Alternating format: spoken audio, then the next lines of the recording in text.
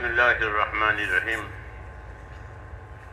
الحمد لله نحمده ونستعينه ونستغفره ونؤمن به ونتوكل عليه ونعوذ بالله من شرور أنفسنا ومن سيئات أعمالنا. من يهده الله فلا مضل له ومن يضلله فلا هادي له ونشهد أن لا إله إلا الله وحده لا شريك له ونشهد أن سيدنا ومولانا محمدا عبده ورسوله صلى الله تعالى عليه وعلى آله وصحبه وبارك وسلم تسليما كثيرا كثيرا.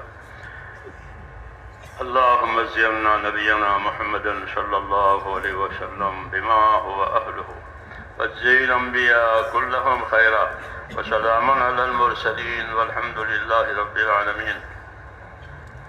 أعوذ بالله من الشيطان الرجيم. بسم الله الرحمن الرحيم. إن الذين قالوا ربنا الله ثم استقاموا تتنزل عليهم الملائكة ألا تخافوا ولا تحزنوا وأبشروا بالجنة التي كنتم توعدون نحن أولياؤكم في الحياة الدنيا وفي الآخرة ولكم فيها ما تشتهي أنفسكم ولكم فيها ما تدعون نزلا من غفور رحيم. ومن أحسن قولا ممن دعا إلى الله وعمل صالحا وقال إنني من المسلمين. صدق اللہ العظیم.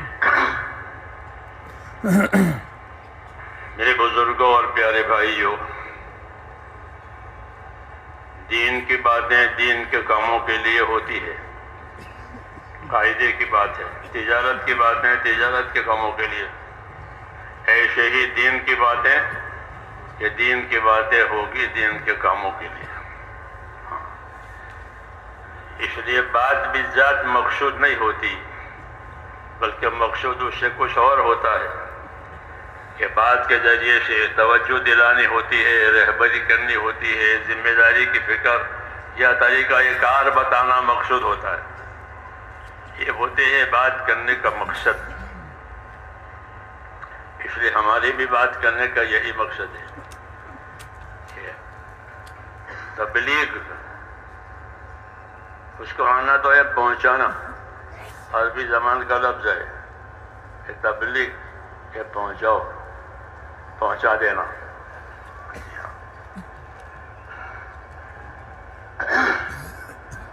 تو اس کا ایک نام بقول مولانا منظور نوانی کے اس کا نام ایک چل پڑا ہے، تبلیغ. نام رکھا نہیں ہے کسی. یہ تو ایمان کی تحریک ہے کہ مسلمانوں میں اثر نو ان کے ایمان میں حرکت آئے. جیسے خون میں حرکت آتی ہے تو بدن کام کرتا ہے، وہ خون کہیں جم جاوے تو پریشانی ہو جاتی ہے. تو مسلمانوں میں اپنے دین کی حرکت آوے، اپنے ایمان کی حرکت آوے. وجہ یہ ہے کہ اللہ نے ہماری زندگیوں کا رخ آخرت کی طرف بنایا، دنیا کی طرف نہیں بنایا، بلکہ زندگیوں کا رخ اللہ نے آخرت کی طرف بنایا ہے. کہ روز روز ہر آدمی جائے خدا کو مانتا ہو کہ نہ مانتا ہو، لیکن روز روز اس کی رفتار جو ہے وہ آخرت کی طرف ہے. اپنے ٹھکانے پر جا رہا ہے، پھر وہاں سے واپس نہیں آئے گا. یہ ترتیب رکھی اللہ نے کہ دنیا میں پیدا کرنے کے بعد پھر رفتار آخرت کی طرف ہے. اس لیے اس دنیا کو گزرگاہ کہا گیا ہے. کہ یہ گزارے کی جگہ ہے، گزرنے کی جگہ ہے، کام کاج کر لینے کی جگہ ہے. مسافر کس جگہ رکتا ہے اپنا کام کی وجہ سے تو اپنا کام کاج کر لیتا ہے، پھر اپنے وطن کی طرف چل دیتا ہے. وہاں نہیں رہتا، وہ اس کی جگہ ہی نہیں ہے. وہاں کیسے رہے گا؟ وہ تو اپنے کام کے لیے آیا تھا. جب کام پورا ہو جائے گا تو چل پڑے گا اپنی اصلی جگہ پر. اس لیے اصلی جگہ تو ہر آدمی کی جو موت کے بعد کا عالم ہے وہ اصلی جگہ ہے. اور ان اصلی جگہ کو سنوارنا ہے، کیونکہ وہاں ہمیشہ رہنا ہے، واپس نہیں آنا ہے. اس لیے آخرت کو سنوارنا ہے. ہم کو رسول صلی اللہ علیہ وسلم نے آخرت سنوارنے کی رہبری کی. کیسے رہبری کی ہے؟ ایک تو دعائیں مانگی ہے آپ نے، ان دعاؤں میں رہبری ہے. نبی اپنی دعا میں بھی نبی ہوتا ہے، نبی اپنی دعوت میں بھی نبی ہوتا ہے. ہاں، وہ نبی ہے، دعوت دے تو بھی نبی، دعا مانگے تو بھی نبی. ہاں، تو نبی اپنی دعوت میں نبی ہوتا ہے، نبی اپنی دعاؤں میں بھی نبی ہوتا ہے. نبی کا کیا ترجمہ ہوتا ہے؟ عربی کا لفظ ہے کہ بڑی خبر دینے والا. نبی نبا کہ بڑی خبریں دینے والا. تو انبیاء کرام اللہ کی طرف سے بڑی بڑی خبریں دیتے ہیں. ہاں، غیب کی خبریں دیتے ہیں جو ابھی ہوئی نہیں ہے، ہونے والی ہے یا ہو چکی ہے پہلے، تو اس کو عبرت کے لیے سناتے ہیں. اور جو ہونے والی ہیں اس کے لیے وہ رغبت کے لیے سناتے ہیں. اس لیے ان کو نبی کہتے ہیں، خبر دینے والا اور بڑی خبریں دینے والا اور سچی خبریں دینے والا. ہاں، ان کی خبر میں کوئی ملاوٹ نہیں ہوتی، کوئی تشامہ نہیں ہوتا، کوئی کمزوری نہیں ہوتی، صاف سچی بات ہوتی ہے، دودھ کا دودھ. ہاں، ایک دم. تو نبی خبر دینے والا. تو میں نے کہا حضور صلی اللہ علیہ وسلم نے ہم کو خبر دی ہے. اس خبر میں یہ ہے کہ آخرت سنبھالو، آخرت کو سنبھالو، آخرت کو سنوارو. جی ہاں، ایک تو دعا مانگی ہے، دعا یہ مانگی ہے. اس دعا میں بھی ہم کو تعلیم ہے کہ یہ چیز مانگنے کی بھی ہے اور یہ چیز جو ہے کرنے کی بھی ہے. خالی مانگنا نہیں ہے بلکہ کرنا بھی ہے، مانگنا بھی ہے. تو دعا مانگی. کیا دعا مانگی؟ یہ دعا مانگی اللہم اصلح لی دینی الذی هو عصمت امری. یہ دعا مانگی. یہ دعائیں یاد ہونی چاہیے. داعی اس کو کہتے ہیں جو دعوت بھی دے، دعا بھی مانگے. ہاں، دعوت بھی دے اور اللہ سے دعا بھی مانگے. تو دعا مانگنے والا بھی داعی کہلاتا ہے، دعوت دینے والا بھی داعی کہلاتا ہے. اور نبیوں میں دونوں صفتیں ہوتی ہیں کہ وہ اپنے جس مقصد کے لیے ان کو بھیجا ہے وہ اس کی دعوت دیتے ہیں، اور اپنے مقاصد کے لیے یا رکاوٹوں کے لیے وہ دعا بھی مانگتے ہیں. اپنے مقاصد کے لیے بھی دعا مانگتے ہیں، رکاوٹوں کے لیے بھی دعا مانگتے ہیں. کیوں کہ بندے ہیں، کمزور ہیں، مقصد ہمارے ہاتھ میں نہیں ہے، مقصد اللہ کے ہاتھ میں ہے. رکاوٹ آئی ہے تو رکاوٹ میں مدد کی ضرورت ہے، تو اس لیے دعائیں مانگتے ہیں. یہی ہمارا طریقہ ہے، وہ یہی طریقے پر اپنے آپ کو چلانا ہے کہ اللہ نے ہم کو ایک دین دیا ہے. وہ دین مقصود ہے، وہ دین مقصود ہے، یعنی زندگی دین کے لیے ہی ہے اور کسی کے لیے نہیں دی. کہ دین کے لیے زندگی دی ہے. اور اس کی دلیل یہ ہے کہ مردہ جب قبر میں اتارا جاتا ہے تو فرشتہ آتا ہے جانچ کے لیے، امتحان کے لیے. تو وہ یہ پوچھتا ہے ماں دینوں کا، ماں دینوں کا، کہ بتا اپنا دین بتا. تو معلوم ہوا کہ یہ دنیا کی زندگی سے فارغ ہو کر آیا ہے، کسی کام کے لیے اس کو بھیجا تھا، وہ اب فارغ ہو کر آیا ہے. تو جس کام کے لیے اس کو بھیجا تھا اب فارغ ہو کر آیا ہے تو اس کو پوچھیں گے کہ آپ کسی نوکر کو کام کے لیے بھیجیں، پھر وہ واپس آئے تو پوچھے بھائی وہ کام ہو گیا؟ وہ کام ہوا نہیں ہوا. تو چونکہ دین کے لیے پیدا ہوا ہے اس لیے اس کو دین پوچھیں گے. ہاں، مسلمان مرے تو بھی اس کو دین پوچھے، کافر مرے تو بھی اس کو دین پوچھے، منافق مرے تو بھی اس کو دین پوچھے. تینوں سے دین پوچھیں گے. مسلمان کے پاس دین تھا وہ دین کا جواب دے گا، ان کے پاس دین نہیں تھا وہ جواب نہیں دے پائیں گے، ان کا مسئلہ بگڑ جائے گا. یہ ہے ترتیب.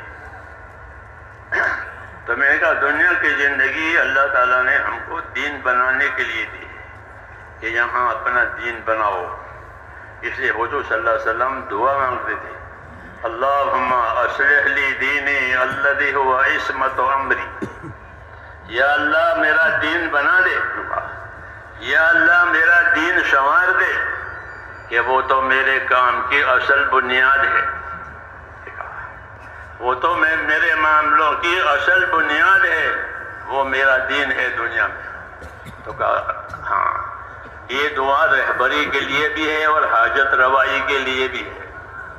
دعاؤں میں عام طور پر حاجت کا ذہن ہوتا ہے، وہ ٹھیک ہے کہ دعا حاجت کے لیے ہوتی ہے، اس سے کوئی انکار نہیں ہے، لیکن جس طرح حاجت کے لیے ہوتی ہے دعائیں، نبیوں کی دعائیں حاجت کے لیے بھی ہوتی ہے، رہبری کے لیے بھی ہوتی ہے، کہ یہ چیز اتنی اہم ہے اس لیے اس کو مانگا جا رہا ہے، اس میں مدد طلب کی جا رہی ہے، اس میں آسانی مانگی جا رہی ہے، وغیرہ وغیرہ۔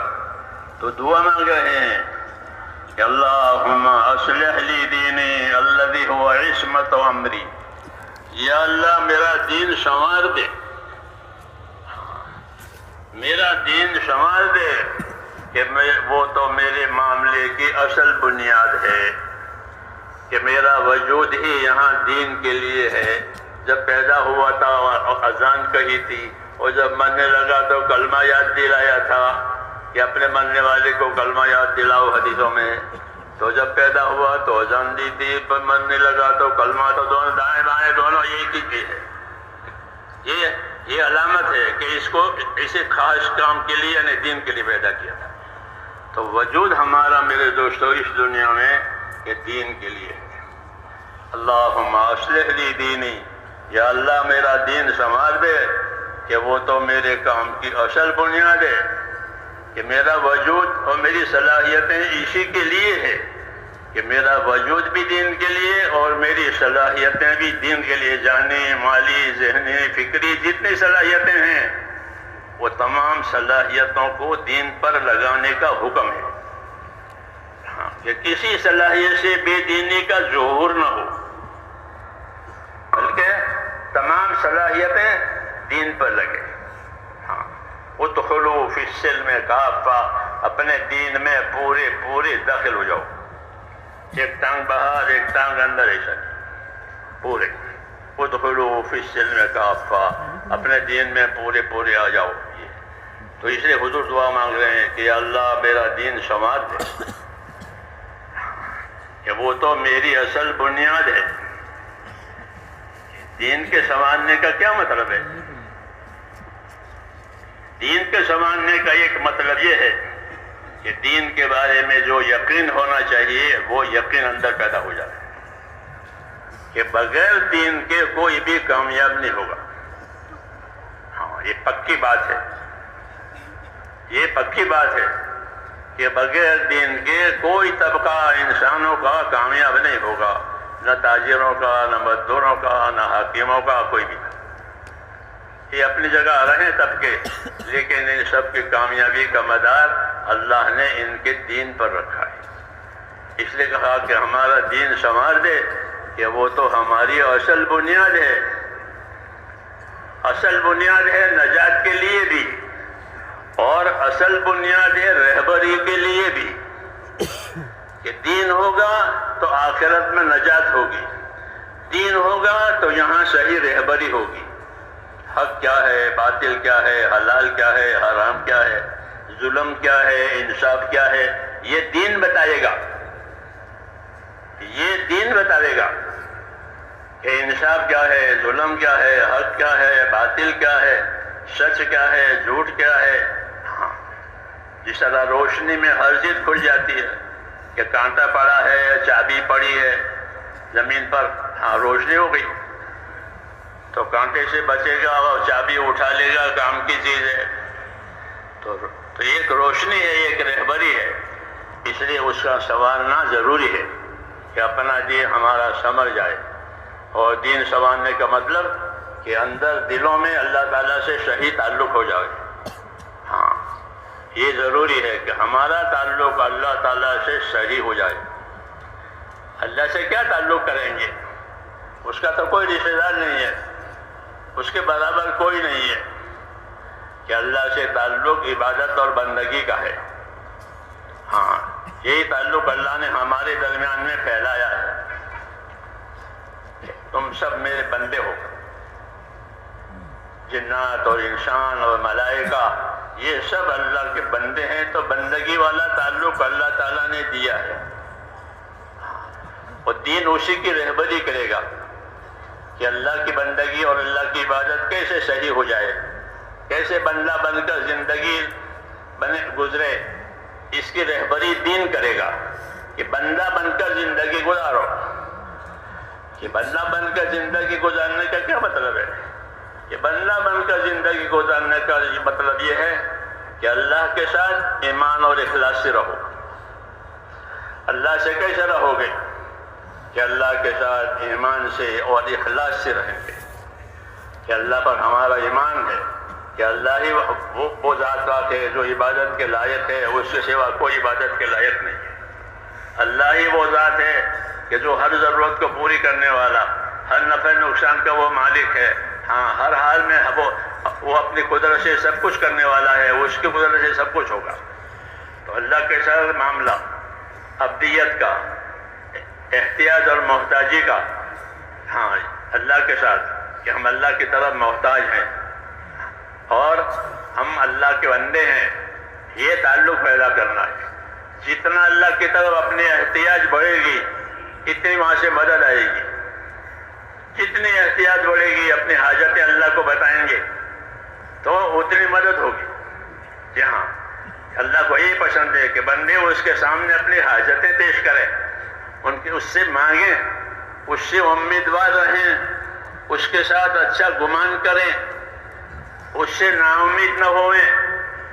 یہ سب ہدایتیں اللہ تبارک و تعالیٰ سے ہم کو دی گئی ہے تاکہ ہمارا تعلق اللہ تعالیٰ سے صحیح ہو جائے۔ اور اللہ نے ایک بڑی بات ہم کو یہ سنائی کہ میں بندے کے ساتھ وہ معاملہ کروں گا جیسا وہ میرے ساتھ گمان کرے گا۔ تو کتنا آسان ہو گیا۔ ہاں اللہ کی تو شانیں ہیں، ان شانوں پر کون عبور کرے گا؟ تو کہا میرے ساتھ جیسا گمان کرے گا ویسا معاملہ کروں گا۔ ہاں، انا عند ظن عبدی بی، حدیث شریف میں میں بندے کے ساتھ گمان کے مطابق معاملہ کروں گا۔ اگر ایسا گمان یہ ہے کہ اللہ میری مدد کرے گا، اللہ میری دعا قبول کرے گا، اللہ میری مشکل آسان کرے گا تو وہ ہوگی۔ اور یہ کہ اللہ ہم تو بندے ہیں، گنہگار ہیں، ہماری کون سنے گا؟ کہ نہ، اسی بات بھی غلط بات ہے۔ ابشروا واملوا ما یسرکم، ہدایت دی ہے، بشارت لو، خوش رہو اور اللہ سے امیدوار رہو، ایسے امیدوار رہو کہ اللہ تمہیں خوش کر دے گا۔ دیکھا، اللہ سے امیدوار رہو، اللہ تمہیں خوش کر دے گا۔ ابشروا واملوا ما یسرکم، جو تمہاری خوشی ہے وہ تمہارے پاس آئے گی، تمہیں خوشی حاصل ہو جائے گی۔ اللہ سے امیدوار رہو۔ ہاں، کوئی دوسرا نہیں ہے جو امیدیں پوری کرے۔ ہاں، اللہ کی وہ ذات ہے جو امیدیں پیدا بھی کرتی ہے دلوں میں اور امیدیں پوری بھی کرتی ہے۔ اس لیے تعلیم دی ہے کہ اپنا اللہ کے ساتھ تعلق صحیح کرو، یقین کا، خوف کا، اچھے گمان کا اور اطاعت کا۔ یہ اس کے عوامل ہیں اللہ سے صحیح تعلق ہے کہ اللہ تعالیٰ کا خوف بھی ہو۔ ہاں، اللہ تعالیٰ کا خوف ہو کہ اللہ تعالیٰ کا خوف کہ اس میں بڑی خیر ہے۔ جو اللہ سے ڈرے گا وہ اللہ کی طرف چلے گا۔ یہ ہے اللہ کے خوف کی تاثیر الگ ہے۔ دنیا میں کسی مخلوق سے خوف ہو تو آدمی اس سے بھاگتا ہے، دور رہتا ہے۔ پھر شیر کا خوف ہے یا سانپ کا خوف ہے تو اس سے دور ہو جائے گا، آدمی اپنے آپ کو بچائے گا۔ اور اللہ کا خوف کہ اللہ کے خوف میں یہ تاثیر ہے کہ جس کو اللہ کا خوف ہوگا وہ اللہ کی طرف جائے گا۔ کیوں کہ خوف کی چیزوں سے بچانے والا بھی وہی ہے اور نفع کی چیزیں دینے والا بھی وہی ہے، اور کوئی ہے نہیں کہا جاوے۔ ہاں، حضور صلی اللہ علیہ وسلم کے بارے میں سنتے ہیں ہوا میں تیزی آ جاتی تھی وغیرہ کوئی حالات ہوتے تو آپ فوراً اللہ کی طرف متوجہ ہو جاتے تھے، نماز میں مشغول ہو جاتے تھے، کیونکہ یہ سچ میں اللہ کی طرف سے آ رہی ہے، کسی اور طرف سے نہیں آ رہی ہے۔ اس لیے خوف کا پیدا ہونا، خوف کا بڑھنا، یہ تو ایمان کے بڑھنے کی نشانی ہے۔ ہاں، جب یہ خوف پیدا ہوگا تو اللہ کی طرف رجوع زیادہ ہوگا، خوف کی وجہ سے. من خاف ادلج ومن ادلج بلغ المنزل، حدیث شریف میں کہ جو ڈرا وہ تو زندگی چلا. یہ ایک طبیعت انسانی بتائی ہے کہ کسی چیز کا ڈر ہوتا ہے اس کے فوت ہونے کا تو آدمی جلدی جاتا ہے، بس نکل جائے گی، گاڑی نکل جائے گی، دواخانہ بند ہو جائے گا وغیرہ وغیرہ ہوتا ہے نا، تو آدمی جلدی جاتا ہے. خوف کی کیفیت اللہ نے پیدا کی ہے اس لیے کہ مقصد کی طرف جلدی کریں. حکمتیں ہیں اللہ تعالیٰ کی، حکمتیں ہیں اللہ تعالیٰ کی کہ بندوں کے لیے خوف کو پیدا کیا کہ خوف ان کو مقصد کی طرف مددگار بنتا ہے. کہ ہاں جو لاپرواہ ہوتا ہے، بے خوف ہوتا ہے، وہ محروم رہتا ہے. تو خوف میں حکمت ہے. خوف پاگل کرنے کے لیے نہیں ہے کہ ڈر سے ڈرتے پاگل ہو گیا، عقل کھوئی کہ نہ، وہ خوف نہیں، بلکہ وہ خوف ہے کہ جو اللہ کے تعلقات کو صحیح کراوے، اللہ کے حقوق کی سمجھ دے. یہ تو اس لیے حضور صلی اللہ علیہ وسلم اللہ تعالیٰ سے خوف مانگتے تھے. وہ تو حضور صلی اللہ علیہ وسلم کے زندگی میں تو تھا ہی خوف، ہم کو سکھانے کے لیے کہ تم بھی اللہ تعالیٰ کا خوف مانگو. ہاں، ورنہ آپ صلی اللہ علیہ وسلم سب سے زیادہ اللہ سے ڈرنے والے تھے. یہ آپ نے اپنے بارے میں خود بتایا ہے کہ انی لاخشاکم واتقاکم للہ، کہ میں تم میں سب سے زیادہ اللہ سے ڈرنے والا ہوں اور میں تم میں سب سے زیادہ اس کی ناراضگی سے بچنے والا ہوں. یہ تعارف کرایا ہے اور اس میں دعوت ہے. یہ تعریف نہیں ہے بلکہ تعارف کرایا ہے اپنی حیثیت کا، اپنے منصب کا، کہ میں تم میں سب سے زیادہ اللہ سے ڈرنے والا ہوں اور میں تم میں سب سے زیادہ اس کی ناراضگی سے بچنے والا ہوں. انی لاخشاکم واتقاکم للہ، یہ ہم کو تعلیم دی ہے کہ اللہ کے ساتھ تمہارا معاملہ کیسے ہوگا. کیا ہماری شریعت میں اللہ سے نڈر ہو جانا کفر ہے؟ اللہ سے نڈر ہو گیا کہ یہ کفر ہے. ایمان کا تقاضا ہے کہ اللہ سے ڈرے، اور اللہ سے ڈرنے کا مطلب یہ ہوتا ہے کہ اللہ سے نافرمانی سے اپنے آپ کو بچاوے اور اللہ کی طرف سے جن چیزوں کا مطالبہ ہے وہ مطالبہ پورا کرے. یہ ڈرنے کا مطلب ہے. تو اس لیے حضور صلی اللہ علیہ وسلم اللہ سے ڈر مانگتے تھے کہ اللہ مجھ کو اپنا ڈر دے. یہ ہم کو تعلیم دی ہے کہ مجھ کو اپنا ڈر دے. کہ کتنا ڈر؟ بعض مرتبہ ڈر اتنا ہوتا ہے کہ آدمی پاگل ہو جائے، اس کے حواس باختہ ہو گئے، ڈر گیا کہ اتنا ڈر نہیں. ہر چیز کی مقدار، ہر چیز کی ترتیب بتانا نبی کے ذمہ ہوتا ہے. حضرت فرماتے تھے نبی نیت بھی بتائے گا، عمل بھی بتائے گا، ترتیب بھی بتائے گا، تاکہ کام پورا ہو جائے. نبی کے ذمہ ہے کہ نیت بتاوے، عمل بتاوے، ترتیب بتاوے، تاکہ مقصد پورا ہو جائے. ہاں، کہ کس نیت سے کرو گے اور کیا کرو گے اور کس طرح کرو گے.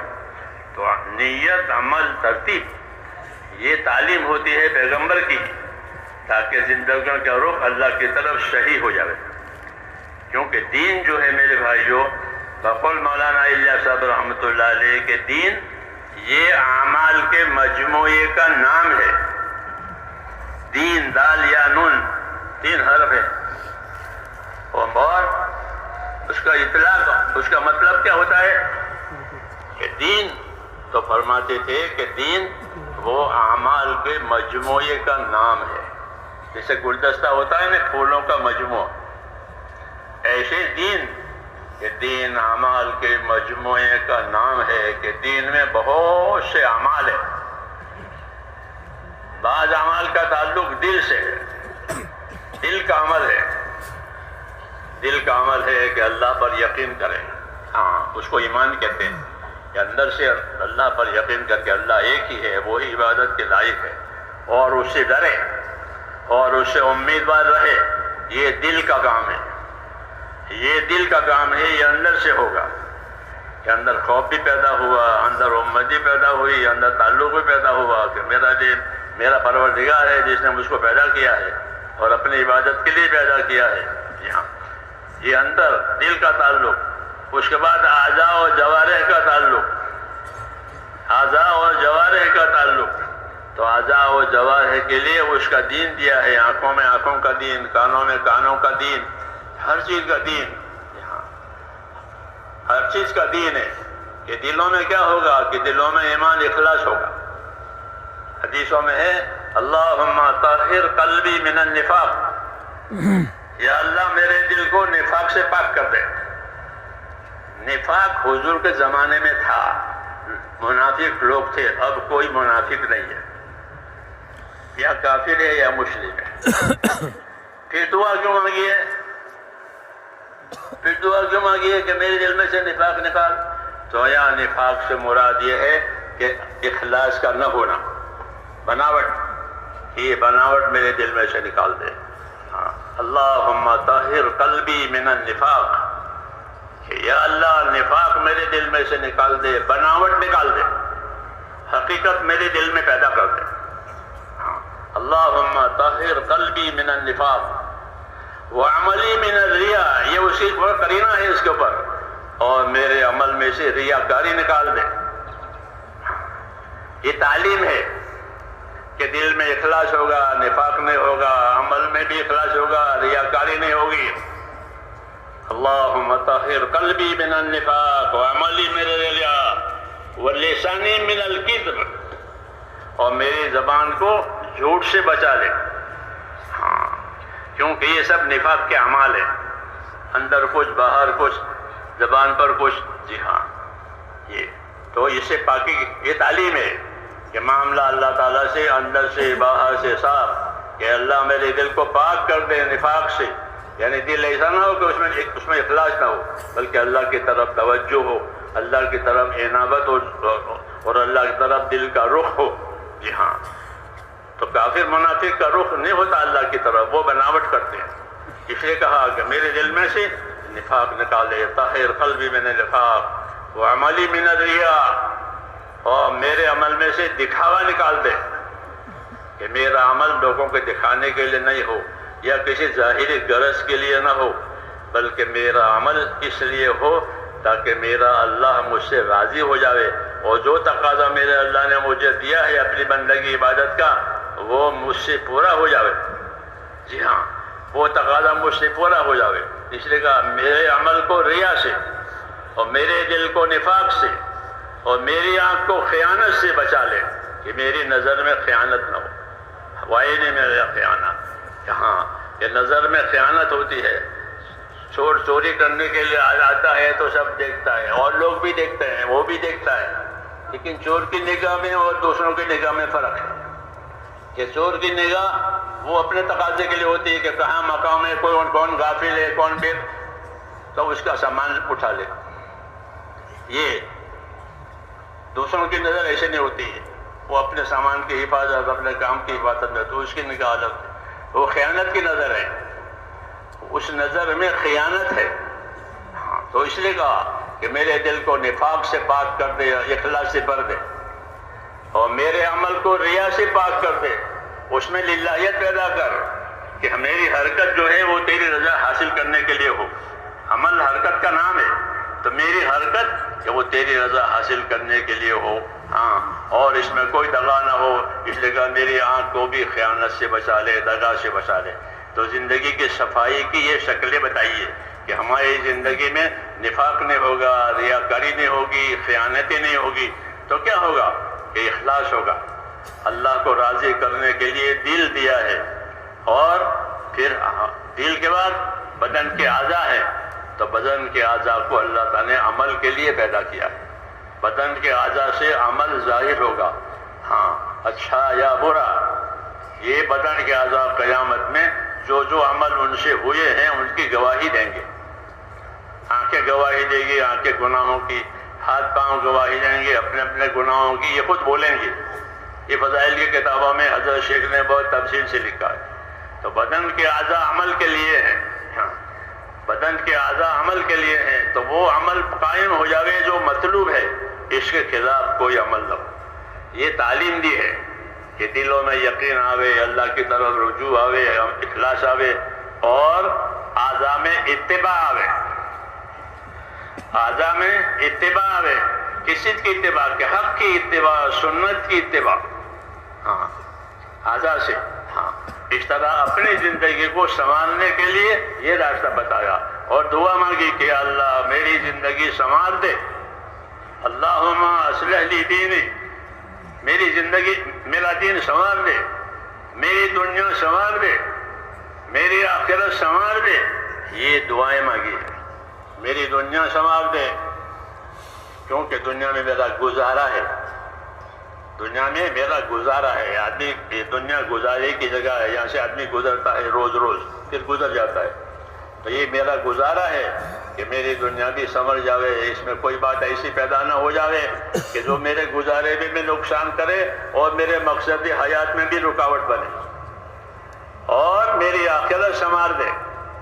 تیسری دعا مانگی کہ یا اللہ میری آخرت سنوار دے. کہ کیوں؟ کہ وہ تو میرا اصلی ٹھکانہ ہے بھی، وہاں سے کہیں جانا ہی نہیں ہے. تو دین سنور جاوے، دنیا سنور جاوے، آخرت سنور جاوے.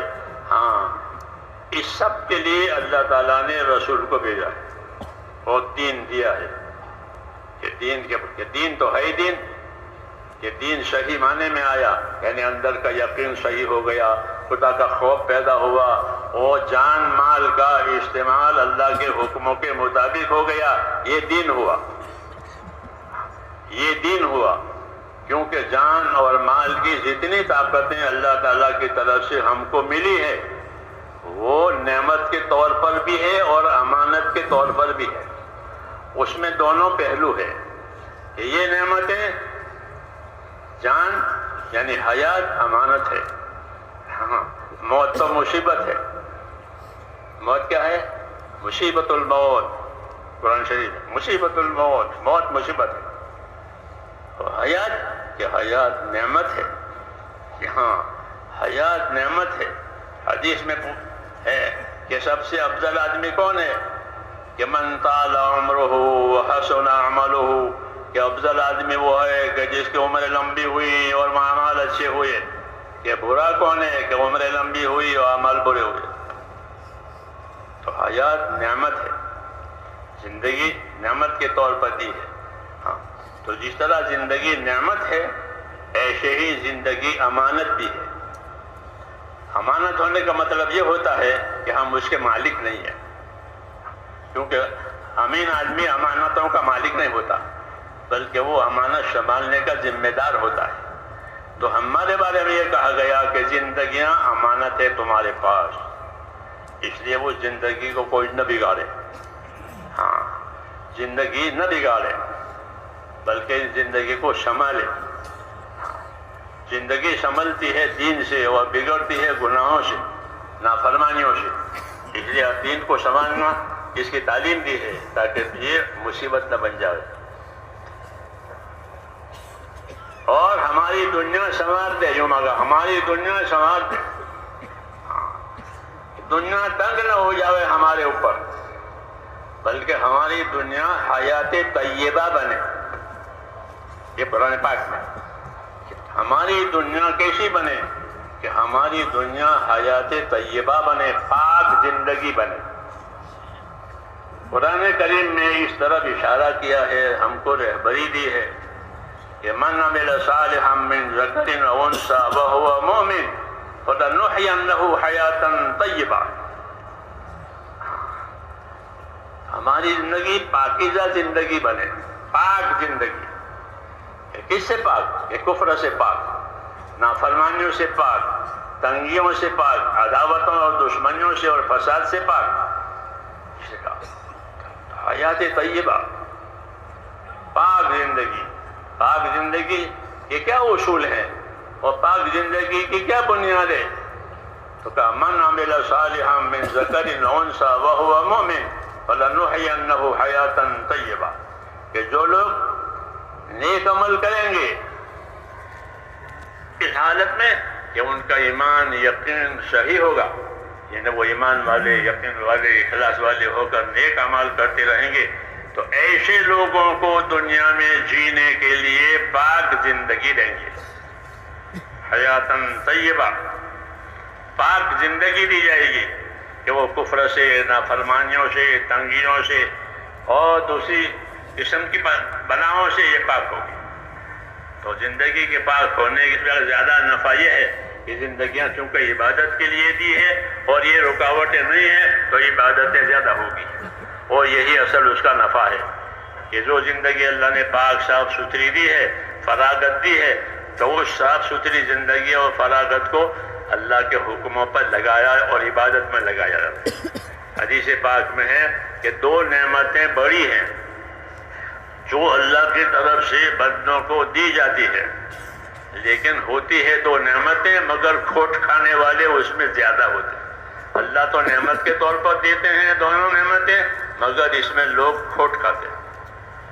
یہ آگاہی ہے تاکہ کھوٹ نہ کھائیں۔ جی ہاں، آگاہ کرنے کے لیے یہ اسلوب اختیار کیا گیا تاکہ کوئی کھوٹ نہ کھاوے اور کھوٹ والے راستے پر نہ جاوے۔ وہ دو نعمتیں ہیں کہ وہ دو نعمتیں کیا ہیں جو لوگوں کو ملتی ہے اللہ کی طرف سے اور لوگ کھوٹ کھاتے ہیں کہ ایک تو تندرستی ملتی ہے، صحت اس کو کہا کہ ایک تندرستی، کہ اللہ تعالیٰ زندگی میں تندرستی دے کہ یہ بڑی نعمت ہے۔ سارے کاموں کا بن جانا اور ادا ہو جانا تندرستی پر موقوف ہے، عبادت ہو، کھانا پینا ہو، کمانا ہو، یہ سب تندرستی پر موقوف ہے۔ ہاں، یہ بڑی نعمت ہے۔ یہ دو نعمتیں بڑی ہیں، ایک تندرستی اور ایک فرصت کہ آدمی فارغ ہے، اللہ نے سب کچھ دے رکھا ہے، کوئی فکر نہیں ہے، نہ حال کی نہ مستقبل کی کوئی فکر نہیں، فارغ ہے ایک دم فری۔ یہ دو نعمتیں ہیں، فراغت اور صحت یعنی تندرستی ہے، تو یہ بڑی نعمتیں ہیں، ہر کوئی چاہتا ہے اس کو، لیکن اس سے فائدہ اٹھانے والے تھوڑے۔ بیانات کلپس صحت کے زمانے میں ہاں یہ کھانا پینا دوسری موت کی ہے، اور فراغت ہے یہ فراغت میں آرام کرنا، سونا، فضولیات، یہ چیزیں داخل ہو جاتی ہے تو وہ صحت اور فراغت کا صحیح نفع نہیں ہوتا، بلکہ اللہ تعالیٰ زندگی کا زیادہ زمانہ صحت میں گزرواتے ہیں۔ ہر ایک کو اندازہ لگا ہے ہر ایک کہ اس کی زندگی میں صحت کا زمانہ زیادہ گزرا ہے یا بیماری کا زمانہ زیادہ گزرا ہے، کہ صحت کا زمانہ زیادہ گزرتا ہے، کیونکہ ان کو عبادت کے لیے پیدا کیا ہے۔ جب عبادت کے لیے پیدا کیا ہے تو عبادت کی استعداد ہونی چاہیے، تو عبادت کی استعداد پہلے ہی ہو کہ تندرست ہو، ورنہ بیمار کیسے عبادت کرے گا؟ اس لیے صحت کو بڑی نعمت قرار دیا کہ صحت بڑی نعمت ہے، فرصت بڑی نعمت ہے۔ تو بڑی نعمت کا کیا کرنا ہے کہ ان نعمتوں سے اپنی آخرت بناؤ، یہ تقاضا ہے کہ ان نعمت سے اپنی آخرت بناؤ، اور آخرت بنانے کے لیے کہ آخرت بنانے کے لیے دین سیکھو۔ سب سے بڑی ذمہ داری ہماری میرے دوستو جو ہے وہ ہم دین سیکھیں۔ دین سیکھنا ہوتا نہیں ہے، بہت تھوڑا ہوتا ہے، حالانکہ اصل دین ہی ہے کہ دین سیکھو، اللہ سے تعلق پیدا کرنا، یقین پیدا کرنا، پھر اللہ کے حکموں کو بجا لانا، پھر اللہ نے جن جن چیزوں سے منع کیا ہے ان سے اپنے آپ کو باز رکھنا، یہ مطلب ہوتا ہے دین کا۔ ہاں، کہ پہلے تو دین سیکھے، نبیوں کے ذریعے سے جو دو نعمتیں بڑی نبیوں کے ذریعے سے ہمارے پاس آتی ہے۔ ایک نعمت ایمان کی ہوتی ہے کہ وہ ایمان کی دعوت دیتے ہیں، توحید کی دعوت دیتے ہیں، آخرت کی دعوت دیتے ہیں، ایمان باللہ والیوم الآخر، کہ نبی پر ایمان لانے کا مطلب یہ ہے کہ اللہ کو اللہ مانے، آخرت کو اللہ مانے، اور پھر نبی کے راستے سے اللہ کی اطاعت کر کے اپنی آخرت بناوے۔ یہ دین کا خلاصہ۔ تو یہ ایک بڑی نعمت ہے کہ زندگیوں میں دین آوے۔ ہاں، دین کا تعلق زندگی سے ہے، جس طرح دواؤں کا تعلق بدن سے ہے، دوا وہ فائدہ دے گی جب وہ دوا بدن میں جاوے، اور جو دوا بدن میں نہ جاوے تو وہ فائدہ نہیں دے گی۔ آنکھوں کی دوا آنکھوں کے لیے ہوتی ہے، کانوں کی دوا کانوں کے لیے ہوتی ہے، پیٹ کی دوا پیٹ کے لیے ہوتی ہے۔ دوا کا جس طرح مسئلہ ہے ایسا دین کا مسئلہ ہے، ہاں، کہ جس حصے کی دوا ہے وہ حصے میں وہ دوا جانی چاہیے۔ تو اس حصے کا درد ختم ہو جائے گا۔ اور اندر نظام بھی اللہ نے ایسا ہی بنایا ہے کہ آپ دوا لیں گے تو جہاں درد ہے دوا کا اثر وہاں جائے گا۔ ہر کجا دردیش دوا انجا روت، ہر کجا رنجیش شفا انجا روت۔ ایک نیک بندے نے بات کہی کہ ہر کجا دردیش دوا انجا روت، ہر کجا رنجیش شفا انجا روت، کہ جہاں درد ہوتا ہے دوا وہاں جائے گی، جہاں بیماری ہے شفا وہاں جائے گی۔ یہ اللہ نظام ہے کہ دوا تو درد تو گھٹنوں میں ہے اور اس کی دوا کھائی ہے تو اس کا اثر گھٹنوں میں ہی جائے گا۔ ہاں جی ہاں، دوسری جگہ نہیں جائے گا۔ اندر بھی ڈاکٹر ہے۔ ایک دفعہ ہم ایک ملک میں گئے تھے، ایک دوا خانے میں گئے تو وہ ڈاکٹر تھے، وہ سمجھدار، تو وہ بیمار کو سمجھا رہے تھے۔ بیماروں کو تسلی دی جاتی ہے، بیمار کو تسلی سے زیادہ نفع ہوتا ہے۔ اصول ہے، حضور کے ہاں بھی یہ اصول تھا کہ نفس المریض، کہ مریض کا بوجھ ہلکا کرو، اس کو تسلی دو۔ بیمار پوچھنے کے لیے ماشاء اللہ آپ کا چہرہ بھی بہت اچھا ہے، اب کیسی طبیعت ہے، کھانا پینا ہو رہا ہے، ہاں الحمدللہ اچھے آثار نظر آتے ہیں، تو اس کا بوجھ ہلکا ہو جاتا ہے۔ طریقہ ہے کہ نفس المریض، مریض کا بوجھ ہلکا کرو، تو وہ مریض کو سمجھا تھا کہ میں ایک ڈاکٹر ہوں، آپ کے پاس کھڑا ہوں، ایک ڈاکٹر اندر ہے، کیوں کہہ رہا تھا کہ وہ ڈاکٹر کیا کرے گا کہ جو دوا میں دوں گا آپ کھائیں گے تو وہ ڈاکٹر وہ دوا کو وہاں لے جائے گا جہاں درد ہے۔ ہاں یہ اس کو سمجھا رہا تھا، اور یہی قدرت کی بات ہے کہ اللہ تعالیٰ نے جہاں درد رکھا ہے دوا وہیں جاتی ہے۔ ہاں یہ اللہ کا نظام ہے، اللہ شفا دینے والا ہے، شافی اللہ کی ذات ہے، اس لیے یہ نظام رکھا ہے۔ ہاں ورنہ اندر دوا جانے کے بعد کون ذمہ دار ہے؟ دوا تو اندر چلی گئی، جی ہاں کون ذمہ دار؟ کہ نہیں، اندر نظام ہے اللہ کا شفا دینے کے لیے۔ ہر کجا دردیش دوا انجا روت، ہر کجا رنجیش شفا انجا روت، جہاں درد ہوگا دوا وہاں جائے گی، جہاں بیماری ہوگی شفا وہاں حاصل ہوگی۔ جس حصے میں بیماری ہے شفا بھی وہاں جائے گی، دوسری جگہ نہیں جائے گی۔ یہ اللہ کا نظام ہے۔ ہر کجا پستی صاحب انجا روت، ہر کجا مشکل جواب انجا روت، کہ جہاں نیچائی ہوتی ہے پانی وہاں جاتا ہے، جہاں اشکال اعتراض ہوتا ہے جواب وہاں جاتا ہے۔ جب کوئی بات کرے گا اور کسی کو اشکال اعتراض ہوگا تو اس کو اس کے بعد میں جواب ملے گا، تو اعتراض والے کو اشکال والے کو بعد میں جواب ملتا ہے، دوسرے کو نہیں ملتا۔ یہ نظام ہے کہ پشتی ہوتی ہے وہاں پانی جاتا ہے، اعتراض ہوتا ہے جواب وہاں جاتا ہے، بیماری ہوتی ہے دوا وہاں جاتی ہے، درد ہوتا ہے شفا وہاں جہاں جاتی ہے۔ یہ اللہ کا غیبی نظام ہے زندگیوں کو پنپنے کے لیے ظاہر میں۔ ایسے ہی حقیقی زندگیوں کے لیے بھی اللہ تعالیٰ نے دوائیں اتاری ہے، شفا کے لیے جس طرح دوائیں ہیں بدن کے لیے، ایسے ہی اللہ نے شفا کے لیے دین اتارا ہے کہ تمام بیماریوں سے اس میں شفا ہے۔ سب سے بڑی بیماری کفر کی بیماری ہوتی ہے، نفاق کی بیماری ہوتی ہے، ہاں وہ بڑی بیماریاں کہ دین آیا تو یہ کفر ختم، نفاق ختم، اب ایمان اخلاص آئے گا۔ ہاں پھر قرآن کریم کو اللہ نے شفا بنا کر دیا، وَنُنَزِّلُ مِنَ الْقُرْآنِ مَا هُوَ شِفَاءٌ وَرَحْمَةٌ لِّلْمُؤْمِنِينَ، کہ ہم نے قرآن اتارا ہے اور قرآن اتارتے ہیں ہم وہ ایمان والوں کے لیے شفا بھی ہے، ان کی اندرونی بیماریوں کے لیے، اور ان کے لیے رحمت بھی ہے، کہ اس پر چل کر کے وہ اللہ کی رحمت کے حقدار بن جائیں گے، کیونکہ قرآن اللہ کی اطاعت کی طرف دعوت دیتا ہے۔ قرآن کریم اللہ کی اطاعت کی طرف دعوت دیتا ہے، اور اطاعت رحمت کا ذریعہ ہے، اس لیے قرآن کو رحمت کا ذریعہ بنایا۔ اطیعوا اللہ واطیعوا الرسول لعلکم ترحمون، اطاعت کرو اللہ کی اور اس کے رسول کی تاکہ تم پر رحم ہو جائے۔ تو رحم کا ذریعہ اطاعت ہے، قرآن اسی کی رہبری کرے گا کہ اللہ کی بات مانو، اللہ کے رسول کی بات مانو۔ اس سے میرے دوستو بنتی ہے زندگیاں، جو مطلوب ہے، ہاں جو مطلوب ہے۔ اس لیے یہ دین ہے جو اللہ تعالیٰ نے ہم کو دیا ہے، اور اس کا تعلق زندگیوں سے ہے۔ ہاں جب زندگیوں میں دین آئے گا تو یہ دین لے کر جس طبقے میں جائیں گے اس طبقے میں دین پہنچے گا، کیونکہ دین ان کی زندگیوں میں آیا، دین ان کی زندگیوں میں آیا، معلومات میں نہیں، خالی معلومات میں ہے، تو معلومات میں ہونے کی وجہ سے طبقے میں نہیں جائے گا، زندگی میں ہونے سے طبقے میں جائے گا۔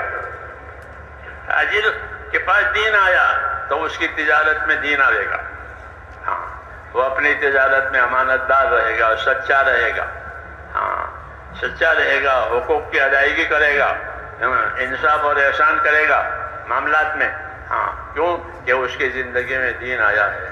مزدور کی زندگی میں دین آیا ہے تو وہ مزدور اپنی زندگی میں، مزدوروں میں مصیبت ہوتی ہے دو، ایک وہ کام چور بھی ہوتے ہیں، سامان چور بھی ہوتے ہیں۔ یہ ہم کو ہدایت ملتی ہے کتابوں میں کہ مزدور ان کی بیماریاں ہوتی ہے، ایک تو کام چور کہ جتنا کام کرنا ہے وہ نہیں کیا اور وقت پورا کر دیا، اور دوسرا کہ اس کام کے لیے جو ضروری سامان تھا وہ سامان میں چوری بھی کر لی۔ ان خیر من استاجرت القوی الامین، ہاں کہ بہترین مزدور وہ ہے جو کام کو پورا کرنے میں قوت بھی لگاوے اور اپنے امانت داری بھی دکھاوے۔ یہ اصول قرآن نے بتایا کہ مزدوری کا یہ اصول ہے۔ ہماری کتاب میں سب کچھ ہے لیکن پڑھے کون؟ پڑھے کون؟ ہاں کتابیں دیکھنے کا سلسلہ ہی ختم ہو گیا، کون پڑھے؟ پڑھنا نہیں تو میرے دوستوں رسمی طور پر چل رہی بات ایسا نہیں ہے، بلکہ ہم کو سب چیزوں کی رہبری دی۔ یہ تو مثالیں ہیں کہ مزدور کی مزدوری، تاجر کی تجارت، زمیندار کی زمینداری، عہدیدار کی عہدیداری، ساری چیزیں کہ ایمان کے ساتھ، علم کے ساتھ، ہاں ساری چیزیں، کوئی دوسری چیز ہمارے پاس ہے ہی نہیں۔ دین میں ایمان اور علم دو ہی چیزیں ہیں۔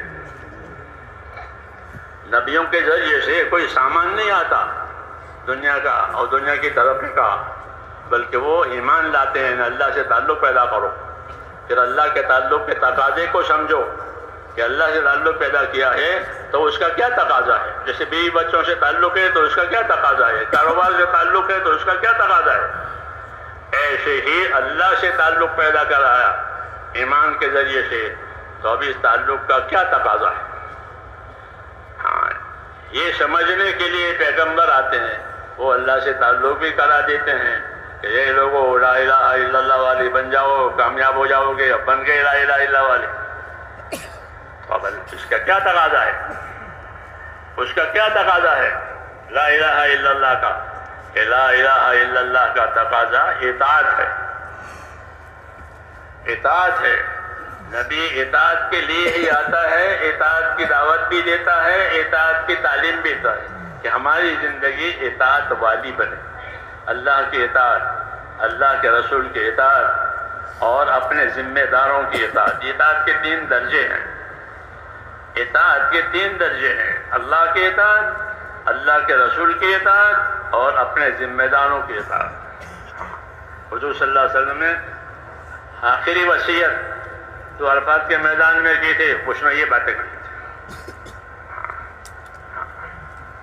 کہ اللہ کی اطاعت اور اللہ کی عبادت اور اس کے بعد اپنے ذمہ داروں کی اطاعت یہ کرو۔ صلو خمسکم وصوموا شہرکم وادوا زکاۃ اموالکم واتیعوا امراءکم تدخلوا جنت ربکم، کہ اپنی 5 نمازیں ادا کرتے رہنا، اپنے رمضان کے روزے ادا کرتے رہنا، اپنی زکاتیں ادا کرتے رہنا، اپنے ذمہ داروں کی بات مانتے رہنا، اگر یہ بات ہو گئی تو جنت میں داخل ہو جاؤ گے۔ یہ اطاعت کے اعمال ہیں جو آپ صلی اللہ علیہ وسلم نے وہ خطبہ دیا تھا حجۃ الوداع میں، اس میں یہ مضمون تھا، وہ یہی اصل ہے، آخری بات اصل ہوتی ہے۔ تو جی ہاں، تو زندگیاں میرے دوستو اطاعت پر آوے، یہ تقاضا ہے کہ ہماری زندگی دین کی محنت سے، دین کی دعوت سے، دین کی تعلیم سے اللہ کی اطاعت پر آوے۔ سب سے پہلے اللہ کی اطاعت اور رسول کی اطاعت میں کوئی فرق نہیں ہے، ایک ہی چیز ہے، من یطیع الرسول فقد اطاع اللہ۔ جس نے رسول کی سن لی اس نے اللہ کی سن لی، جس نے رسول کی مان لی اس نے اللہ کی مان لی، اس میں دو نہیں ہے۔ ہاں رسول وہی کہے گا جو اللہ کہیں گے، اس نے کہا جس نے رسول کی مانی اس نے اللہ کی مانی. تو ایک ذمہ داری یہ ہے کہ زندگیوں میں اللہ تعالیٰ کی اطاعت آوے، اور اطاعت کا دائرہ بہت وسیع ہے. ہاں، حیات سے لے کر کے موت تک، ہاں، کہ زندگیوں کو اطاعت پر لاؤ، اور اطاعت عظمت کے ساتھ، ادب کے ساتھ، بوجھ بن کے نہیں، بوجھ بن کر کے نہیں.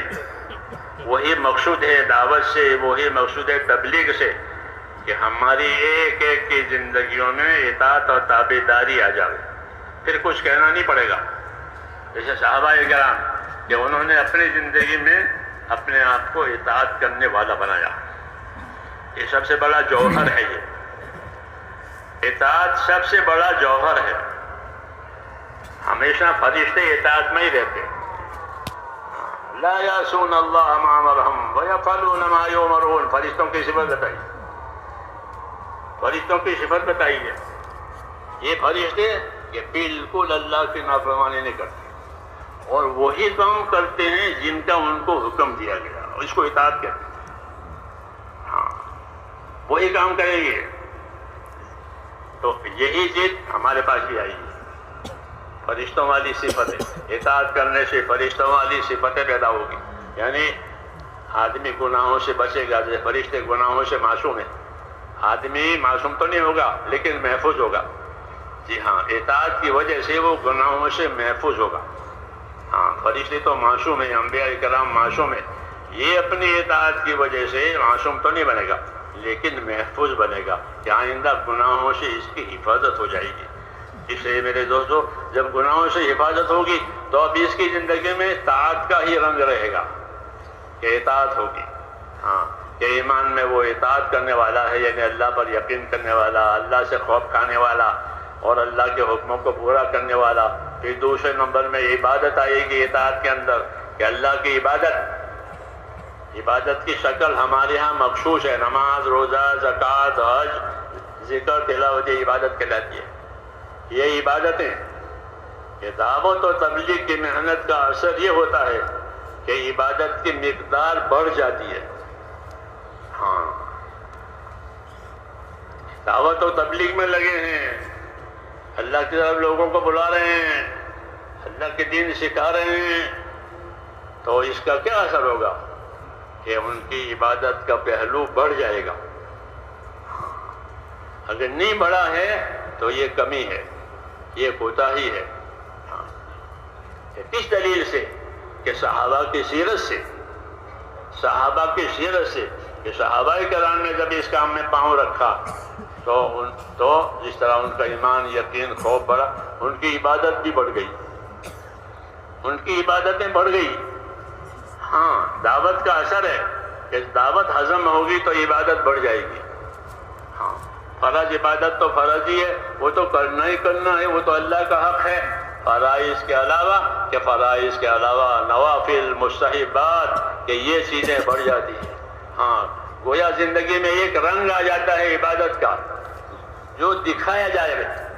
تراہم رکعا سجدا یبتغون فضلا من اللہ ورضوانا. یہ ان کی زندگی کا یہ پہلو بتایا ہے. انہوں نے نبی کی دعوت قبول کی، نبی کا اتباع کیا، تو کیا رنگ آیا؟ خالی نقل و حرکت آئی؟ کہ نہیں، نقل و حرکت بھی آئی. اور کیا رنگ آیا؟ کہ تراہم رکعا.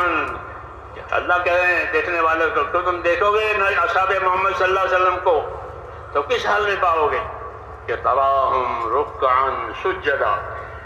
تم ان کو رکوع کرنے والوں میں پاؤ گے، سجدہ کرنے والوں میں پاؤ گے. ہاں، جیسے کسی آدمی کی ایک خاص عادت ہوتی ہے کہ جب تم دیکھو، جب اسی طرح وہ آپ تم دیکھو، دیکھ رہے وہیں بیٹھے ہوں گے، وہیں پان کھائے ہوں گے، ایک خاص صفت ہوتی ہے تو وہ نشانی کے طور پر بتاتے. ایسے یہاں بتایا کہ تم اصحاب محمد صلی اللہ علیہ وسلم کو دیکھو گے تو کس حال میں دیکھو گے؟ کہ رکوع کرنے والوں میں پاؤ گے، سجدہ کرنے والوں میں پاؤ گے. ہاں، تو دعوت دینے والے، تبلیغ کرنے والے، دین کو پھیلانے والے، ان کا ایک وصف یہ ہوتا ہے کہ ان کی زندگیوں میں عبادت کی کثرت ہوتی ہے. ہاں، اس پیمانے پر اپنے آپ کو ناپنا ہے، دھوکے میں نہیں رہنا ہے، قناعت نہیں کرنی ہے کہ ہم تو ہیں جماعت والے، ہم تو ہیں تبلیغ والے، ایسا نہیں ہوگا. یہ نسبت کام نہیں کرے گی، بلکہ زندگی میں جو اہمیت ہے اس کی، وہ اہمیت زندگی میں آنا یہ مطلوب ہے. اس لیے حیات صحابہ لکھی ہے. حضرت رحمت اللہ علیہ نے حیات صحابہ لکھی اور مولانا زکریا صاحب نے حکایت صحابہ لکھی. حکایت صحابہ پر نا بار بار ہے، اس کے اندر 12 باب پر ایک چھوٹا سا رسالہ ہے، لیکن اس میں بہت چیزیں ہیں. کیوں کہ صحابہ کی سیرت لوگوں کو بتانی ہے. کہ صحابہ کی سیرت جو ہے وہ رسول صلی اللہ علیہ وسلم کی سیرت کی طرف رہنمائی کرتی ہے، کہ جن لوگوں نے آپ کے ساتھ زندگیاں گزاری وہ یہ تھے، اور یہی اصل مقصود ہے. نقل و حرکت تو یکسوئی پیدا کرنے کے لیے ہے کہ نقل و حرکت کرو، بیوی بچوں میں سے الگ رہو، کاروبار میں سے نکلو، تاکہ تمہارے اندر یکسوئی آوے. ہاں، بیمار کا علاج یکسوئی ہو، اس لیے اس کو اسپتال پہ لے جاتے ہیں، ورنہ گھر رہے تو بھی وہی دوائیں ہوگی، اسپتال میں رہے تو بھی وہی دوائیں ہوگی. لیکن یہاں یکسوئی ہوگی، ہاں دوسری چیزیں نہیں ہوگی، ڈاکٹروں کا تصرف چلے گا. ایسے کا ان کو نفر سفر دیا حضور صلی اللہ علیہ وسلم نے دین پر مضبوط کرنے کے لیے. یہاں کہ اللہ کے دین کی محنت کرو، اللہ کے دین کی محنت کرو، کہ اللہ کے دین کی محنت جنت کا ایک دروازہ ہے. تو گویا دین کی محنت میں پہنچے، دروازے پر پہنچے. ہاں، اس کا وزن ہے محنت کا، اور اس محنت کی وجہ سے اللہ تمہاری پریشانیوں کو اٹھا لے گا. تو پریشانیوں کا بھی علاج ہے اور جنت میں جانے کا بھی راستہ ہے. کام ہے جو دیا گیا ہے. تو میں نے کہا یہ بات صحابہ کی سیرت سے ملتی ہے، کہ صحابہ کی سیرت میں یہ ہے کہ انہوں نے جب دعوت قبول کی ہے تو اس دعوت کے ان پر اثرات دکھائی دیے. ہاں، کیا اثرات دیکھ کہ سب سے پہلے عبادت بڑھ گئی زندگیوں میں. ایمان لانے کے بعد عبادت بڑھ گئی. ہاں، ہمارے ہاں تو شہر انگاری ہے، جہاں 2 سنت پڑھ لو، ادھر پڑھ لو، آ جاؤ بھائی، آ جاؤ بھائی. یہ ایسا نہیں، یہ بات صحیح نہیں ہے. بلکہ اس محنت کا اثر ہوتا ہے کہ وہ کیا ہے کہ عبادت کی طرف توجہ، عبادت کی طرف انہماک، کیونکہ زندگی عبادت کے لیے اللہ نے دی ہے. تو اس لیے کہا کہ تراہم رکعا سجدا، تم اصحاب محمد کو دیکھو گے تو کیسے پاؤ گے کہ رکوع کرنے والوں میں پاؤ گے، سجدہ کرنے والوں میں پاؤ گے. رکوع اور سجدہ جو ہے وہ نماز کے 2 ارکان ہیں، اور کسی عبادت میں رکوع سجدہ نہیں ہے. ہاں، نہ حج میں، نہ روزے میں، نہ زکوٰۃ میں کہیں رکوع سجدہ نہیں ہے. اس میں رکوع سجدہ ہے نماز میں.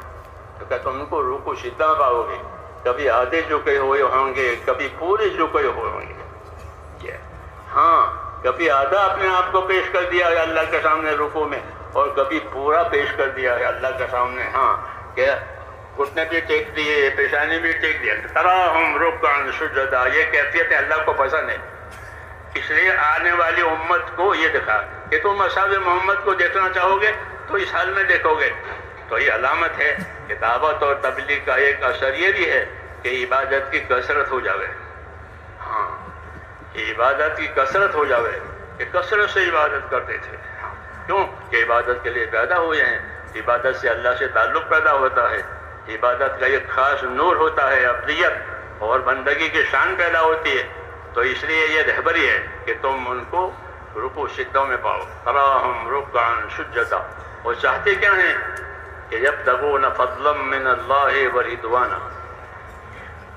2 چیزیں کہ ایک تو وہ اللہ کا فضل چاہتے ہیں، اللہ کے فضل میں روزی جنت سب آ جاتا ہے. مولانا اجلا صاحب فرماتے ہیں کہ اللہ سے فضل مانگا کرو.